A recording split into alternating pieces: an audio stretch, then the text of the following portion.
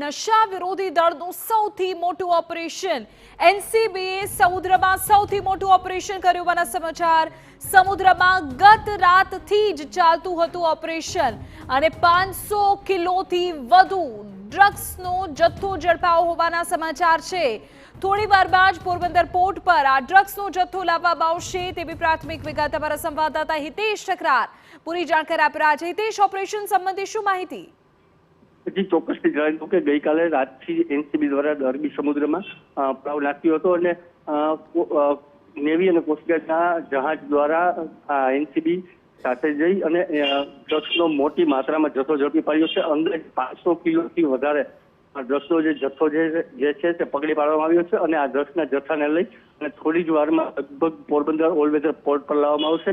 ત્યાં તમામ સુરક્ષા એજન્સીઓ છે તેમનું જોઈન્ટ ઇન્ટ્રોગેશન કરશે અને આ જથ્થો ક્યાંથી આવ્યો હતો, કોના માટે લાવવામાં આવ્યો હતો, કયા શિપ અથવા કયા જહાજ અથવા કઈ બોટ મારફત લાવવામાં આવ્યો હતો તેની સંપૂર્ણ જાણકારી અત્યારે મેળવવામાં આવી રહી છે। ઓકે હિતેશ, આભાર તમામ વિગતો બદલ।